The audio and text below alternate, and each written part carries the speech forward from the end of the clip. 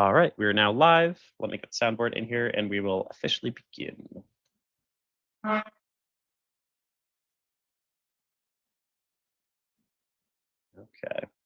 Hey, Wendy. Hey, Mark. Hey, CK. All right. Ready to begin. So I'm going to ask what you're having for lunch. That's your cue that we have officially begun. You can start talking. Here we go. Welcome, game dev adventurers, to the Indie Game Lunch Hour. Today, we're talking about worker co-ops with Squinky and Jess of Soft Chaos.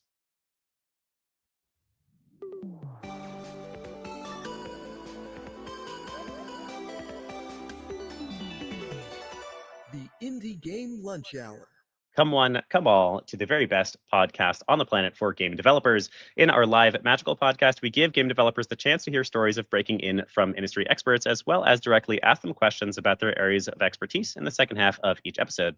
As always, I'm your host here, Willem Delventhal, the headmaster at the Indie Game Academy. And joining me today is D. Squinkifer and Jess Rowan Marcotte, 2/3 of the founding team at Soft Chaos. I am really excited to be talking about worker co-ops. I actually got the chance to meet Jess and Squinky at GDC this year at one of their talks about co-ops. This is a growing business entity in the indie game world, and it's kind of a fascinating one. It's something that I even considered and talked with my team about after going to your very good GDC talk. So welcome to the show, Squinky and Jess. What are you having for lunch here today? I'm having a blood orange, actually, as part of my lunch, but technically breakfast. Okay. I'm having coffee. I will have my actual lunch probably sometime after this call. That's good. What time is it for y'all right now? It's noon. Okay. Just a bit of a late riser today. Yeah. Yesterday was a holiday in Canada, so that may contribute to us getting up late. Today's an easy day. I, as a person who works remotely, I will tell you I wake up later than I should, more often than I should. So I feel you. Well, welcome to the show. I think coffee is probably one of the most common answers to what are you having for lunch? Nobody's ever eating lunch. Indies never follow like a strict normal schedule, I think. And then a blood orange is that it? Is that the entirety of the breakfast? Oh, also this amazing sheep's yogurt, apple maple yogurt that I ate before, and some nice crunchy peanut butter on toast. Dang, that's a pretty good answer. I gotta say, I am just sipping on Dunkin' Donuts coffee, so y'all have got me beat. Welcome to the show. It is fantastic to have you both on. Worker co-ops are definitely a sort of growing topic in the indie game world. I think there's a frustration in general with the AAA hire and fire cycle, and even with the more indie side of things, even with the process of building a studio and then going and finding a publisher and then getting booted by that publisher or canceled by that publisher or any one of a myriad of different things that can go wrong. So worker co-ops are definitely a little bit more exciting. I am pumped to talk about that with y'all, but before we get there, I of course want to start with our typical first question here on the show, which is the origin story. So Jess and Squinky, tell me your origin story. How did you get to where you are in games today? Squinky, do you want to go first? Sure. Well, I first started making games about like 25 years ago, when I was when I was still in high school. So basically, I hung out on internet forums, mostly like with like fans of LucasArts adventure games. So there were some like development tools we found back in like that people were making back in the day that I got to play around with. So I got my start making point and click adventure games. And then from there, I wound up in doing an internship at Telltale back when they still existed. Yeah. This was super early days, like in 2006. So that was my first job in games. So I also like from there, like after I graduated from my undergrad degree in computer science, I wound up working at a few little studios, also doing some contract work here and there, and ended up going to grad school, and so I did a degree in digital arts and new media, and kind of went for more of like an experimental arts kind of thing. And yeah, spent and then once I so that was over in Santa Cruz, California. Mhm. Before that, I had done my undergrad in Vancouver, BC. So like kind of like, yes, west coast of Canada down to California. And then wound up in Montreal, where I met Jess and our other future Soft Chaos co-founder over dumplings, and started a PhD, and but then like quit after 3 years, Oh. and got really into got really into the idea of forming a worker co-op sometime around then. This was kind of like around the time that like union talk was like starting to pick up steam in the game industry, when like the Game Workers Unite thing all started. But yeah, I really wanted to form a co-op for a while, and it just so happened that my favorite two people ended up being available, so we did it. That's awesome. All right, and then Jess? So my background is actually in like English creative writing and like communications originally. I have a master's in creative writing. And then sometime halfway through that master's, I sort of accidentally fell into games through like a small contract I was doing at a games lab. And so I made my first game, and then I just sort of never stopped because there were always these other opportunities to keep making. Montreal, at the time at least, was really, really good for that. So lots of programs for new game makers. I did the Pixels incubator as a follow-along. Highly recommend Pixels activities. They have some online stuff as well as some in-person stuff. They're really supportive of folks of marginalized genders. From there, I joined an incubator called Critical Hit, which I eventually wound up running, and just like kept on making games. Decided to do a PhD in games, the same PhD program that Squinky was in, although I started first. And that gave me the chance to make a lot of really experimental stuff, especially around alt controllers and like hybrid games and like interactive theater and other stuff like that, which is something that I really love. And so I finished the PhD and was also very passionate about workers' rights. And we kind of started Soft Chaos for ourselves, obviously, because this is like practically like a marriage contract. It's serious business to like throw your lot in together with other people legally this way, but also to explore the co-op model to be able to help other folks understand it better. So, we were in contact with Game Workers Unite, and we're kind of like, what if we saw, like, how hard can it be? Like, what is involved? Like, how do you do this? And so that's sort of how we got to today. On top of Soft Chaos, I also I have worked with large NGOs like UNHCR and the WHO, and generally, made my way here by being someone who likes awkwardness, social justice, equity, and being a pain in the ass, I guess. Very useful skill. I guess, speaking of, weird, awkward, intimate, interactive theater and games work, I wanted to let y'all know that we are in the pre-launch phase of crowdfunding a game called Strangers on the Net that we designed during the beginning of the pandemic for a theater festival that plays entirely over Discord as kind of like a play-by-post game. And it's about being a teen on the internet in the late 90s who likes a particular ensemble cast fandom and role plays in that fandom while also like figuring out their identity and stuff. Yeah, I'd love to share that with y'all. Amazing. Yes, absolutely. So why don't you drop the link in the chat here, and And then for anybody who is listening to the recording later or is watching on stream, it will be in the description down below. Absolutely support your indies. Yes. It's actually a huge help if you follow us early, because this is part of RPG Party. You get a POG, either an STL or a physical POG that we will make for you for following early if you also back. But we will get extra support from GameTown's RPG Party the more followers we have. So, it costs y'all nothing to follow Kickstarter, and in this case, GoFundMe campaign or GameFound, campaigns. I saw the G and assumed.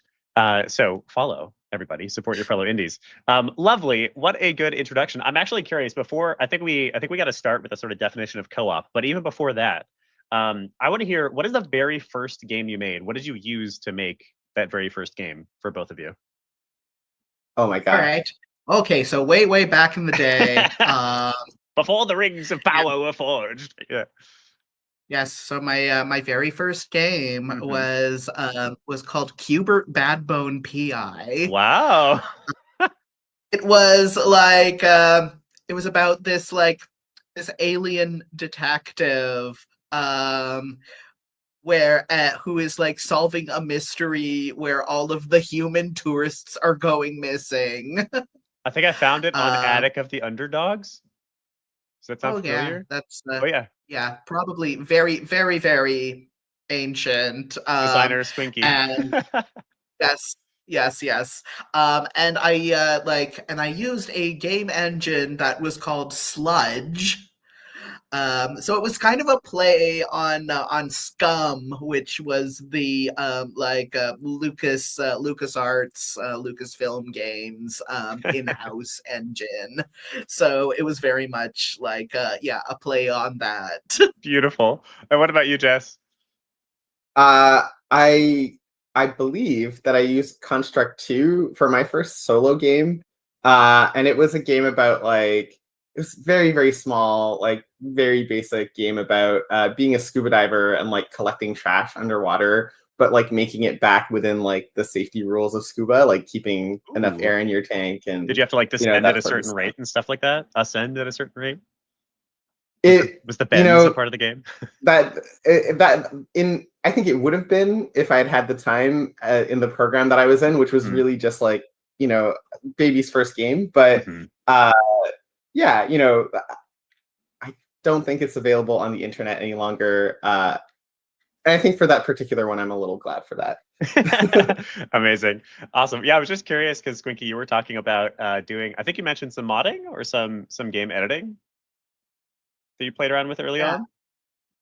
Not quite modding, but just kind of more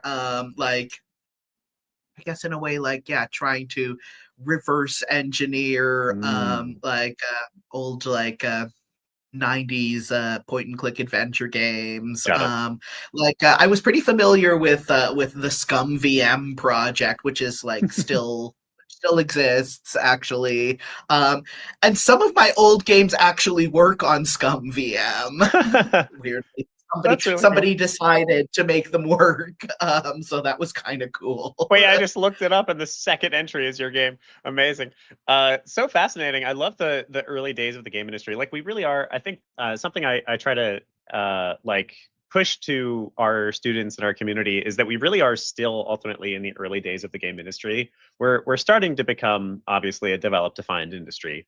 But it's within our lifetimes. The people who figured out the beginnings of games are still alive right now making games. We really are. It's still pretty early days. I myself got started with Halo Combat Evolved and Warcraft 3 modding, which, man, that was fun.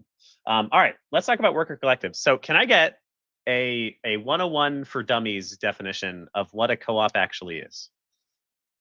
I think I will preface this by saying that from a legal standpoint, it's different everywhere. Even within Canada, which is where we are, it's different from province to province. And so how you will legally make this work, and whether there's an actual legal structure in your state or in your province or country that is called a worker co-op, will vary very, very widely. But the very basic idea is that in a worker co-op, the ownership of the company is shared by its members rather than, being kind of like owned by a single boss or like a group of people who are benefiting from that labor without necessarily doing part of that labor. Mm-hmm. It's also usually, democratically controlled. So we might put people in a larger co-op in charge of representing you or making parts of those decisions, but every member of a co-op gets a vote. So business decisions are not made unilaterally, but there's input from the workers. Another important part is that a worker co-op can be a for-profit business just the same as an LLC. There are some worker co-ops that are not. Our bylaws are part of what governs our behavior. So we have a list of rules that we've made that are legally binding to us. And in Canada, in Quebec, you must have bylaws. And those help, guide the direction of the co-op and the way that we want to operate beyond, one person's vision and beyond, if Squinky, Allison, and I were to pass the co-op on to someone else, they would still be bound by those bylaws, which help make sure that, make sure that the values of the co-op are respected.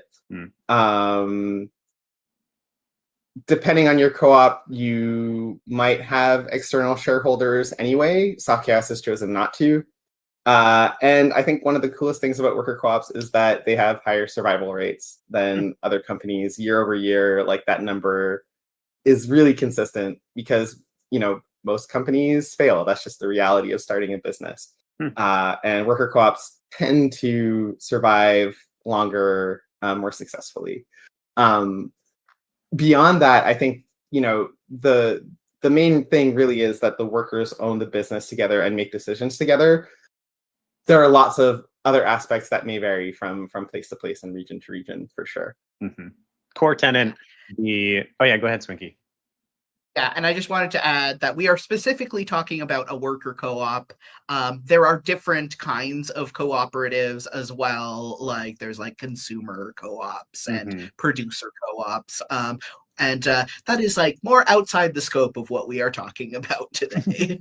Got it. Okay. So then for a couple of questions, because I have generally worked in the for-profit space, and I've generally worked with LLCs, little baby guys.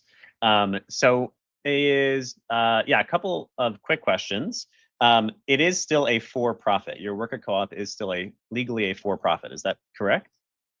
We're still legally for-profit. Yeah. Okay. Although we don't pay dividends, which we don't pay dividends specifically because it also gives us access to other opportunities that a co-op that does pay dividends wouldn't have. But we are a for-profit enterprise. We are looking to make enough money to help our members survive, for sure. And yeah, it's not a nonprofit. Got it. Awesome. And then, so the fact that it's worker owned is definitely really interesting. I'm curious. So what is I have run LLCs or worked with LLCs in the past that give pretty generous shares to their workers. How is it distinct from just a company that just, gives a good amount of equity to their workers? I think one of the main things is that no matter your seniority, no matter how much of those you've accumulated in terms of your shares, everyone has an equal vote on these aspects of on not necessarily on all aspects of the company, but on big decision making, on usually on most issues, really. Awesome. Okay. And then the other thing I'm just curious about is, can you take investment? And what happens if you take investment? Do they also get a seat at the table to make votes, or do they not unless they're actually actively working with you? So you can take investments as a worker co-op. We've chosen not to have external shareholders ourselves. So in terms of the nitty-gritty of that, I can't really necessarily speak to that. But I think it depends on what agreement you make, same as anything else. you get to decide what you're agreeing to in exchange for what. And so, yeah, make sure that that aligns with what your worker members want, I guess. Awesome. Super interesting. It's definitely something, it's crossed my mind. And I think it's crossed the minds of many developers. So how about this? What do you feel is somebody who's considering doing a worker co-op, when do you feel like it is the right case to use a worker co-op? And what are some of the ways that, what are some of the reasons that you two chose a worker co-op as opposed to some other structure? Yeah. I think like finding the right people, ideally people you have like made a game with before, is kind of my advice, and people you you get along with, because yeah, I guess as with starting any kind of business, but a worker co-op especially, you really need to trust and respect the people you're going to be co-founding a thing with. I couldn't agree more with that one. No matter what you start, let me just echo that one more time to anybody who's listening. Don't start a business with somebody that you don't inherently trust, respect, and care about.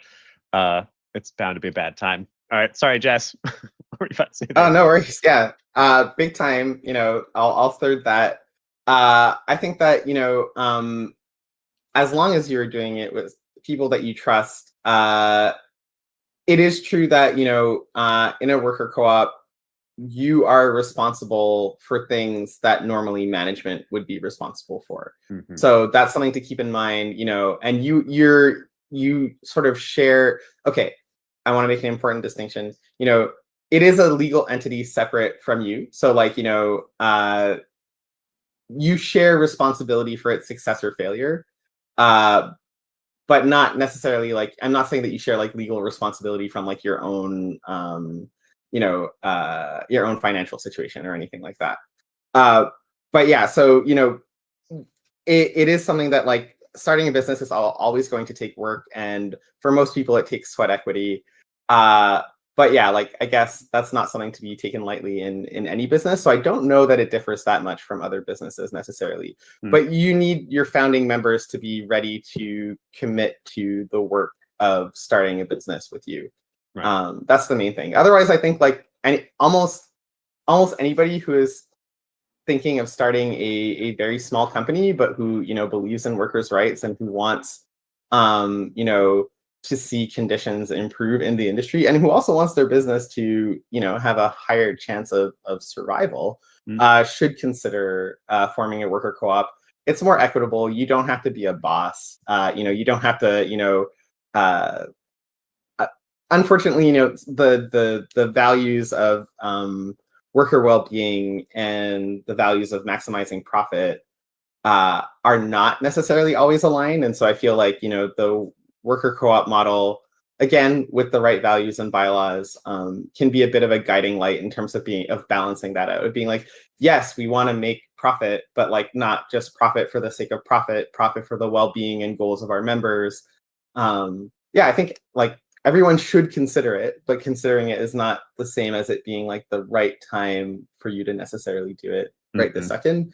But I do think if you plan to have a fairly sizable, or even just a small team of 3 or more, it's a great model to consider. If it aligns with your values. For me, it really does. Yeah, definitely. And I guess to add to that, it's you don't need to become a legal structure right away. It's only get to that point when you need it.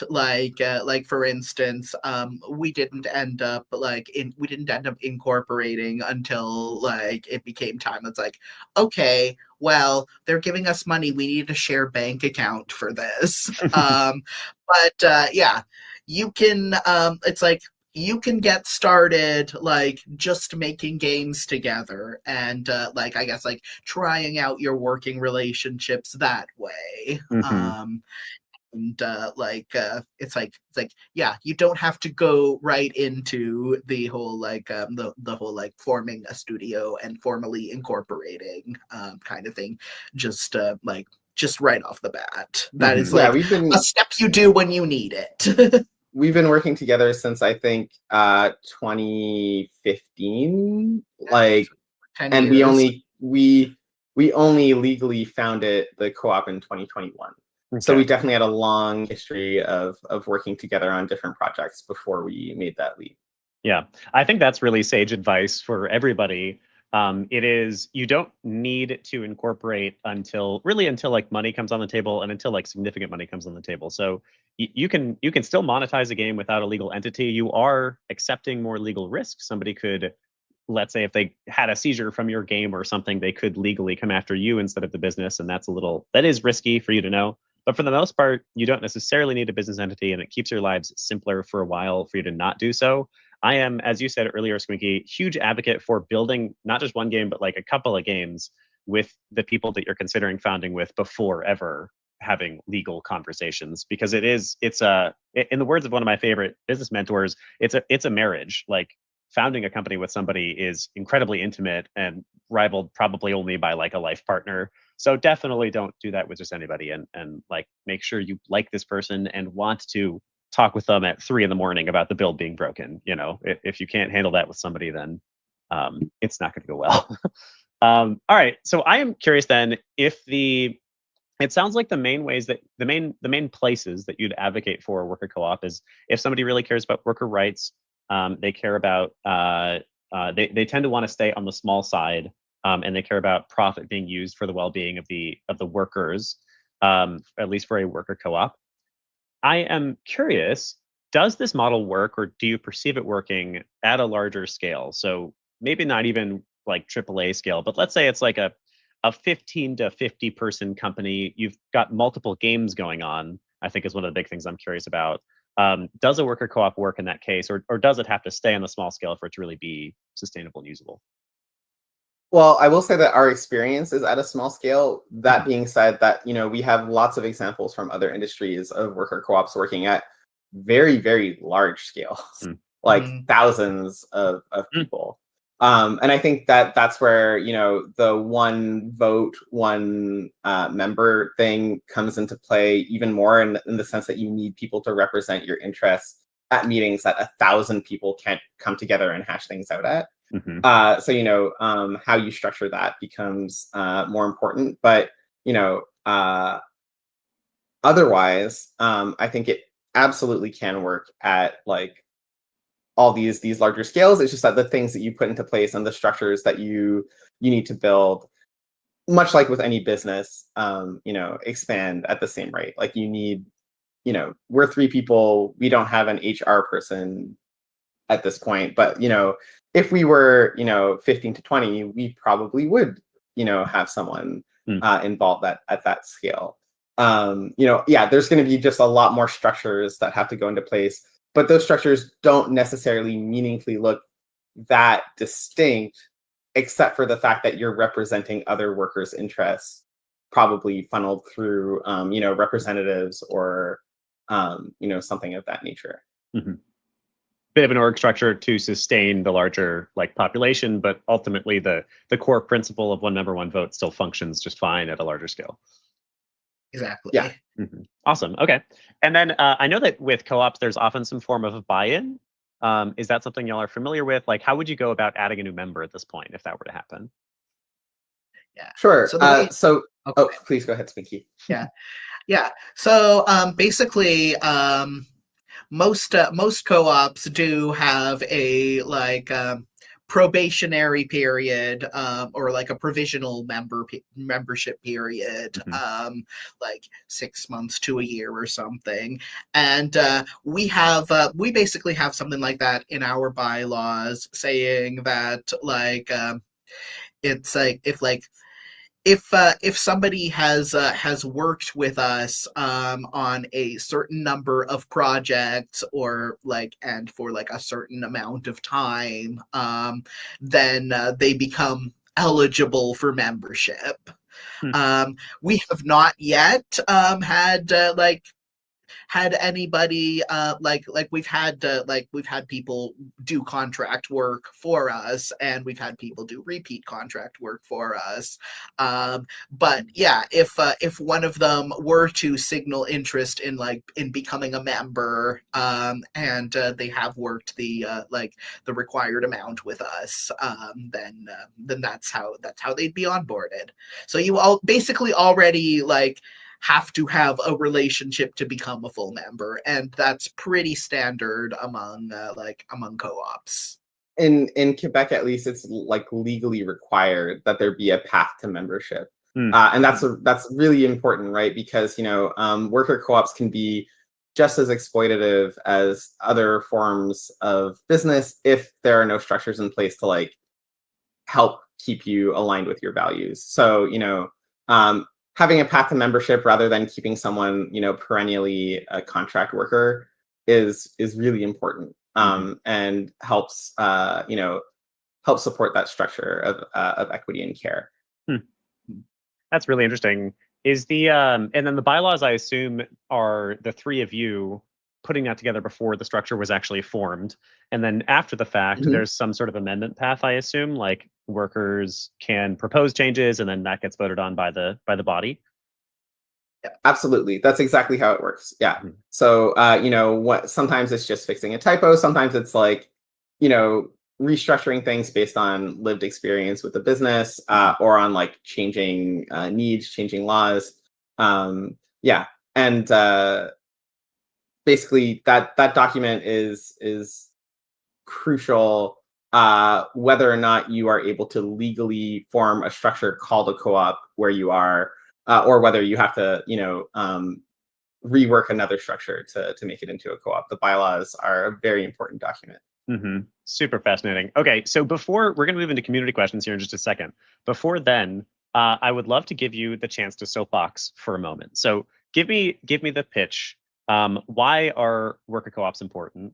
Why did y'all choose to bring this as your business entity, and why do you choose to advocate for it on platforms like this or a GDC? Why worker co-ops? Why do we need this? So I think for me, again, worker co-ops, not a panacea, but I think that worker co-ops have the best chance of keeping people in the industry longer, which means better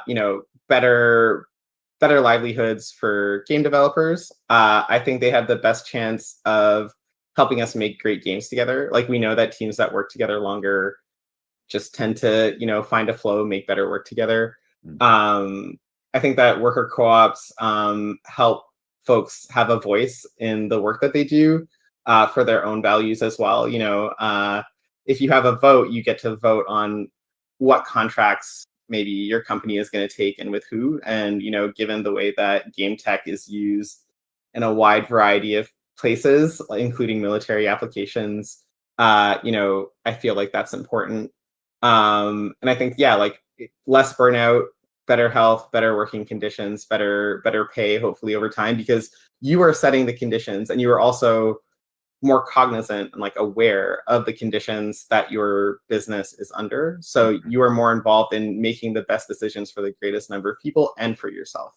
That's my little soapbox. Amazing. Yeah. I think my soapbox is as we all know, the industry is really rough economically right now. Really? Yeah. Who'd have thought? Oh my. Yeah. I guess. Yeah. Just things are rough all around. Things have been rough specifically in games for a while. We keep just hearing about random layoffs, and to the point that it's kind of become routine. We've heard about entire studios shutting down. Telltale, the very first studio I ever worked for, back when I was a wee babby, is one of those. Which is wild because it was such a giant for a while too. It's one of those ones that is just amazing. Yeah, that it got shut down. Yeah, and then various things happened, and then eventually it had to close. They just ran out of money. Yeah. So imagine if if all of the workers there, all of these talented people, like actually had a say in like what would happen if if the company got to a point where it like lost all its money, it's I mean, like, I guess like the one thing is that like membership in a co-op does not have to necessarily mean that you are like employed by the co-op. It's like all right, well, I guess you have to lay everyone off, but then you are all kind of still members, and then you get to decide what happens next with, I guess, like the brand and all that stuff. Like what happens next with all the work you have done up to this point. Yeah. I guess that is like, yeah, just one example. But even before you get to that point, like deciding like, it's like you don't just get one person deciding. It's like, oh, we had like we blew up huge with our like Walking Dead equivalent. Now we have to keep making more and more and more of those, and hiring lots and lots of people to like to make more and more of those. And it's like, it's kind of like, all right, well, what if you like maybe all of the workers would choose to do exactly that. Maybe they would decide to do something else. I guess in a way, like in a sense of like, it's like you as a founder are like, it's like you start with control, but you also come into it planning that like you will share that control. You are not going to be like the sole person making all of the decisions. And like personally, like that like I find that a lot more comforting than like this idea that I or even the three of us would always be the ones making all of the decisions for all time forever. Yeah, that is a really, I love that last statement, that last sentiment. That's something that I think is quite revolutionary actually, and is quite different from especially the American way, I think, but just the way of capitalism. The concept that you are creating something meaningful, creating something potent, hopefully that, you know, can make money and sustain itself, and you're doing that including all of the intense amount of work that foundership takes, with the intention of giving up control. Like that is foundationally very different from how typical businesses do things. And I think that's really beautiful. It also hopefully, I mean, my biggest problem with the game industry, I love the game industry. I will never leave this space despite how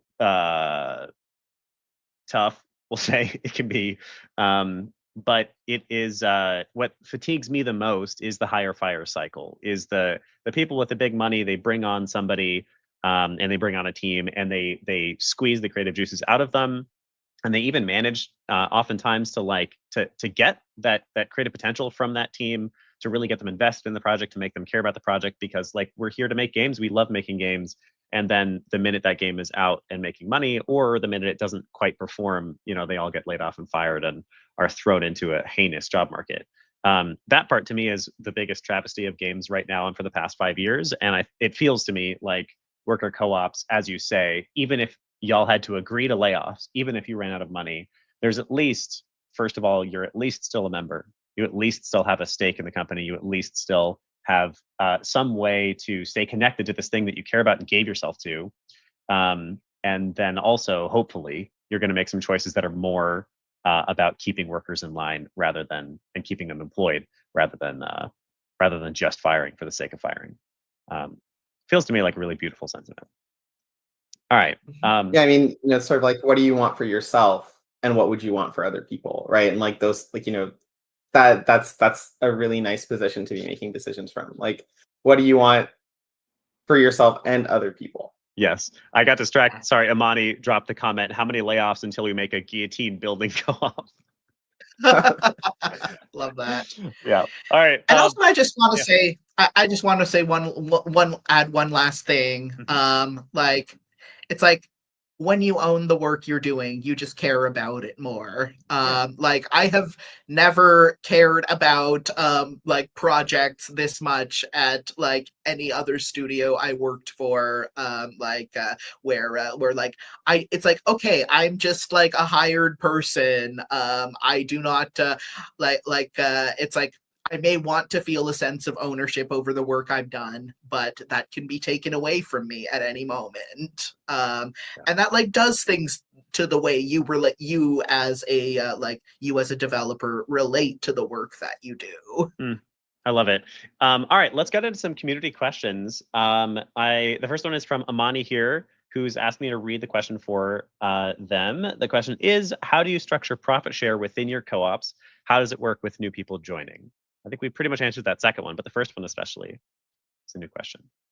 Basically, since we don't pay dividends, we pay salary. So, if you're working full time, one of the reasons we don't have a fourth member right now is because we can't yet like necessarily guarantee that we're going to be able to give that person long-term work, a long-term salary, because of the nature of the industry and the way that things are right now. But if we were to hypothetically hire a fourth person and bring them on as a member, they would have worked with us for like about 6 months to a year already. We would be paying them at like kind of whatever amount of time that we're working. We don't necessarily track hours very stringently because we think that's a pain in the butt. But there are times where, because I'm doing other contracts, I'm working part-time with Soft Chaos. There are times where I'm working full-time. And so like, for example, Squinky is our full-time member right now, most frequently. And so we pay Squinky a full-time salary. And then like, if I'm doing a certain amount of work on a project, I expect it's going to take like, 20 hours a week of my time, then I'm working, half time. So, we just pay according to the work that's being done as much as we can. There's still some sweat equity involved because we're in the founding stage still, even a couple of years into it, because we have a kind of degrowth philosophy. We'd rather grow like slowly and sustainably than hire someone for a couple months and then have to fire them again. Like, oh, you're a member, now you're not, like, we can't afford you anymore, or something like that. So yeah, basically that's the way that we work in terms of how pay works. And like and then like to add to that, basically because we take on a bunch of different projects, like for instance, we may have like a contract to work with a nonprofit on developing them an educational game, and that has a particular bucket of money, and then we kind of decide together, like it's like, okay, this goes to this salary, this goes to this salary, and so on, and this goes to other expenses. And so we for each project we develop a budget, and then like portion off that budget accordingly, like depending on like who is going to be doing what. And I guess like maybe there's be like a grant that came with a certain amount of money, and then we decide like it's like how much of that is salaries and for whom and for what, and how much of that do we invest back into the co-op in order to pay various expenses we have during the year, like paying our accountants, or paying for web hosting on various services, and other things we need to use to keep our business running. We have a physical space now. How much do we use to pay the rent? So how much upkeep goes into stuff for our office? So and then there's yeah. Oh, sorry, Squinky. Go ahead.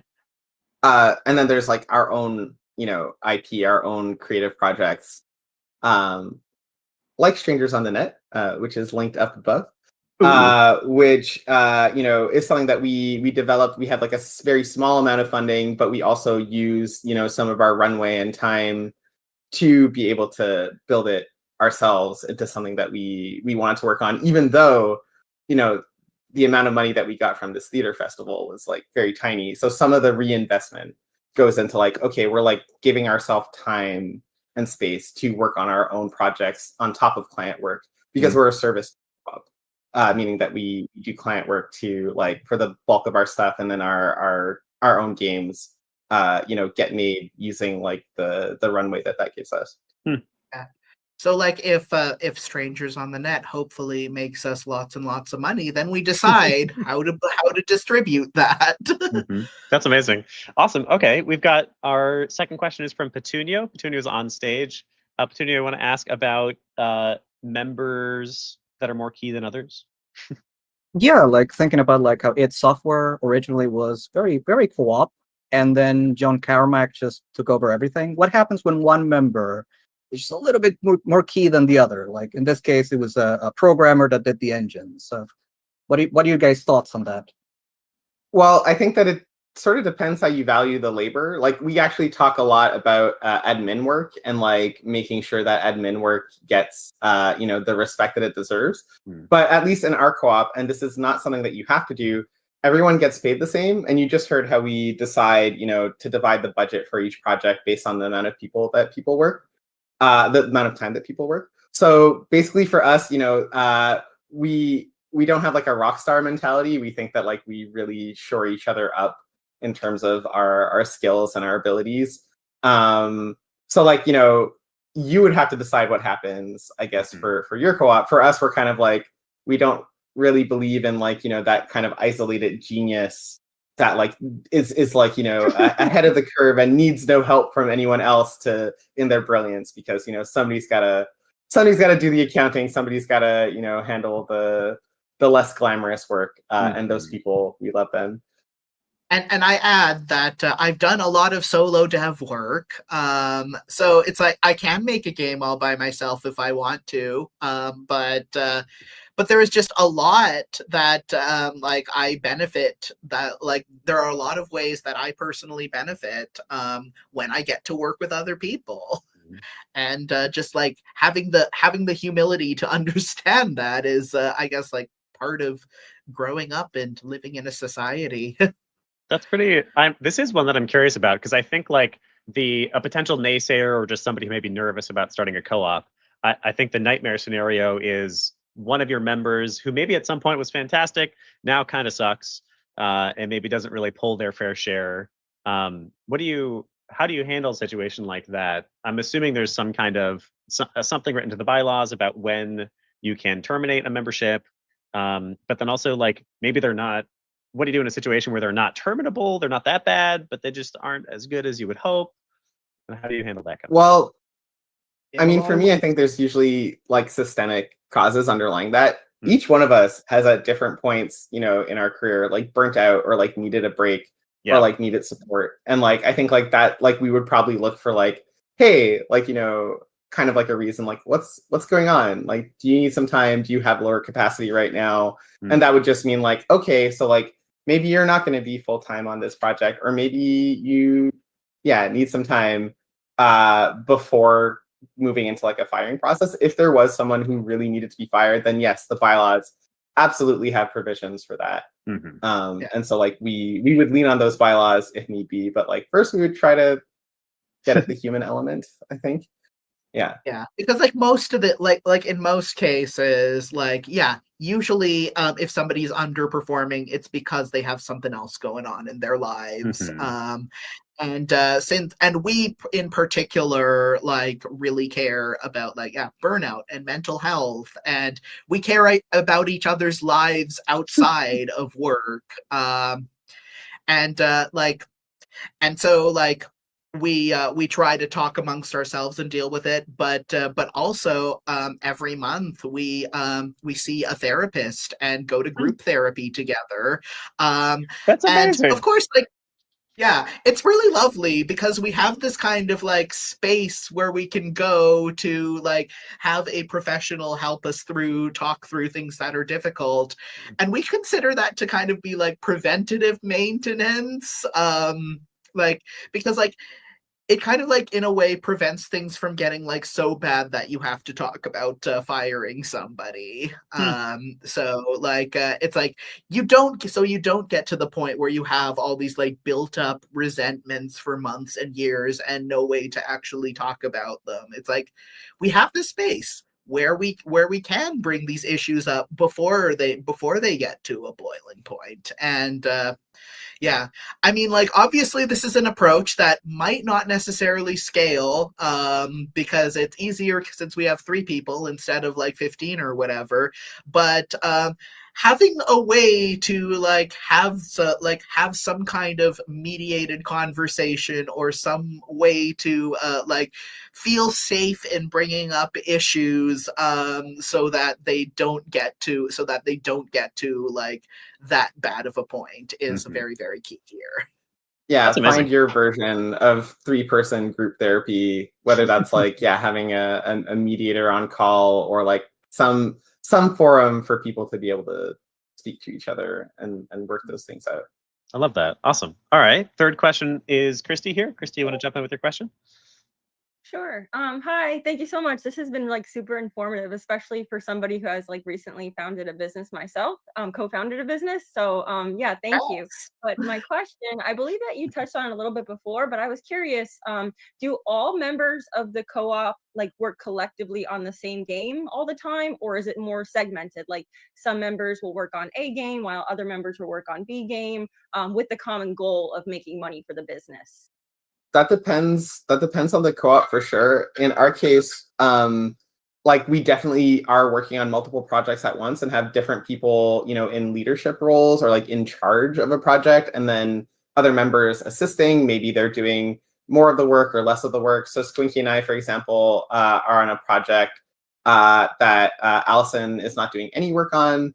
But Allison is also, taking the lead on another project simultaneously. So we have a bunch of things on the go. And like, we're working it out together. But that's something that like, you can absolutely make work for you. But then you sort of, that's where like, deciding where the budget is going for a particular project in case, there's people that are not working on a project that's like a huge, maybe it's a huge moneymaker. And what are you reinvesting to the co-op? What are you like, giving to like runway for salaries? Those things are important to consider when dividing up the work that way, I think. Gotcha. Yeah, super interesting. Thank you. Thanks, Christy. All right, and then last question of the day is from Amani again. Amani asks, what are your plans for rights and IP if anyone ever leaves? Do they stay with the co-op? Pretty well. Yeah, like Soft Chaos is the publisher and the owner of like the things that we've self-published. And anything else I guess might depend on future deals with whoever might be involved in that. But yeah, basically, yes. The IP belongs to Soft Chaos. That being said, right now, and like, that's one of the challenges is things depending on amicability, right? Right now, we're kind of like, oh, okay, well, if Squinky wanted to use a universe that we had invented together to make another game in and had left Soft Chaos, like, I would probably be fine with that. We might make some kind of agreement based on like, the name recognition or how well things go. But like, I think that would be negotiable. Yeah, definitely. Again, it's all about like what you as workers decide. Amazing. All right, this has been a really interesting episode. I last time when I sat down in the hall at GDC and listened to y'all talk, I was like, this is fascinating. Maybe I have to play around with this. And that's exactly how I'm feeling again. So I think that's a good sign. Before we say goodbye, we always like to do 2 things, though. So one is, could you please give us a homework assignment for the audience to do in the next week? It would take about an hour to practice or explore some of what we talked about here today. Yes. Okay. So, we have basically it's a series of questions. We also had these in our GDC talk about sustainability. So I'm just finding that slide because for some reason I clicked off of it. Yes. I can copy. I can read it aloud while you copy paste it. Okay, sure. So we would like you to think about what makes your work in games sustainable and what sustainability means for you in your work. So what do you need to sustain your practices, as well as, if you're thinking about sustainability in the social, ecological, political sense. What gives you as a creator or as a studio energy and joy, and what takes it away? What financial viability goals do you have? Do you need to meet particular targets to stay in operation? And is there any flexibility there? Who do you want to work with within and outside of your studio? What shared values are non-negotiable? And are you all aligned on those wishes if you're doing this with a group? And finally, what are your access needs? What pace do you work at? How many projects can you switch between at a time? And what environment do you need to thrive? That's beautiful. right. Awesome. Add into the chat. Amazing. Yeah. So for those who are listening, I'll summarize that. So the Soft Chaos team, or at least 2/3 of the team, is asking you to do a little bit of thoughtful homework about what for the sake of understanding what a studio or a co-op might look like. So 1, what gives you as a studio energy? 2, what financial viability goals does your studio have? What do you have? 3, who do you want to work with? And 4, what are your access needs? What pace do you work at? The questions are a little bit more in-depth than that. We'll put them down below in the description, I think, so you can check them out yourself. Write up some answers to those questions. It's a good, thoughtful exercise. And then do me a favor, get a little courage and post them up on LinkedIn for us. You can tag us at the Indie Game Academy. You can tag Soft Chaos. And you can, of course, tag Jess and Squinky here. It is D. Squinkifer and Jess Rowan Markoff. And we will all be very excited that you did the homework and give you some thoughts. All right, before we say goodbye, anything y'all want to plug? 2 things I want to plug. The first is we are going to be part of a LARP festival called Make a Scene with a game called Thunder Only Happens When It's Raining. That's happening in August if you happen to be in Minneapolis. This is a game about being a band on tour forever in purgatory until you work your business out, let's say. So take a look at that. It's also based on Fleetwood Mac's Rumors album. Yes, we are inspired by Fleetwood Mac, and the thought of having to sing about your breakup forever because it becomes your most popular album. And second, we talked a bit about this before. Strangers on the Net is one of our favorite games that we have ever designed. It led Allison to meet and marry her wife. So we would love for you to follow the pre-launch page for this campaign. We love this game. We think you'll love it too. Many of y'all are already Discord users. It's a play-by-post game that has meant a lot to many people that have played it. And if you follow now, you get a POG designed by us, a POG Slammer specifically.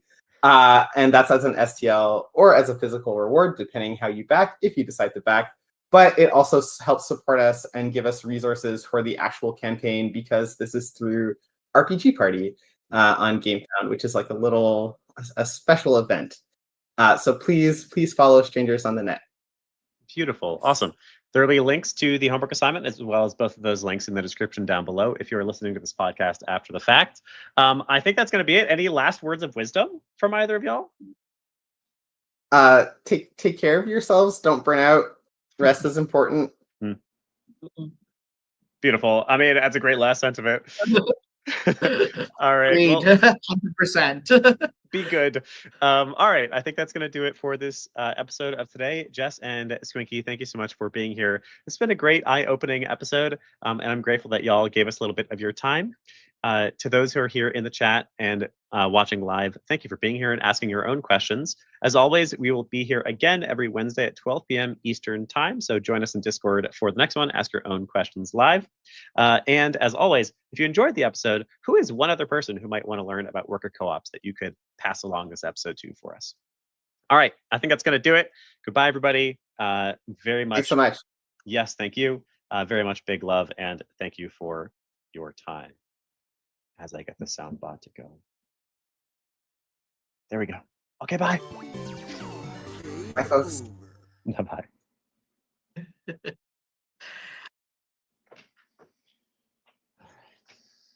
And live listeners, thank you for tuning in. Goodbye.